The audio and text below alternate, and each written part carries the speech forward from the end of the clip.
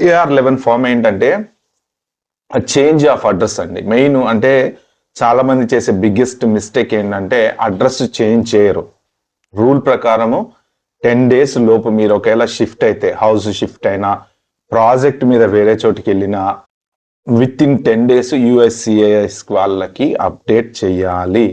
ఎందుకంటే ఇమిగ్రేషన్ వాళ్ళ దగ్గర మన కరెక్ట్ అడ్రస్ ఎప్పుడు ఉండాలి. ఏ టైంలో వాళ్ళు ఏ లెటర్ పంపిస్తారో తెలియదు. ఎందుకంటే మనం అంతా నాన్ ఇమిగ్రెంట్స్ అంటే ఏంటంటే గ్రీన్ కార్డ్ హోల్డర్లం కాదు, పాస్పోర్ట్ హోల్డర్స్ కాదు. సో కాబట్టి ఏంటంటే ఈవెన్ జెడివెన్స్ చెప్పాడు కదా, గ్రీన్ కార్డ్ ఉన్నంత మాత్రాన యు ఆర్ నాట్ సేఫ్ అని చెప్పేసి. సో కాబట్టి anything any time happen. So అందుకని చెప్పేసి ఏంటంటే మీరు అడ్రస్ చేంజ్ అయిన వెంటనే కంపల్సరీ మీరు ఇమీడియట్గా AR11 ఫామ్లో అడ్రస్ చేంజ్ అయితే చేయాల్సిందే. లేదు అంటే అది ఇప్పుడున్న సిచ్యువేషన్స్లో ఫైన్స్, కేసులు, బోలెడ్ రకరకాలవి ఉన్నాయి కాబట్టి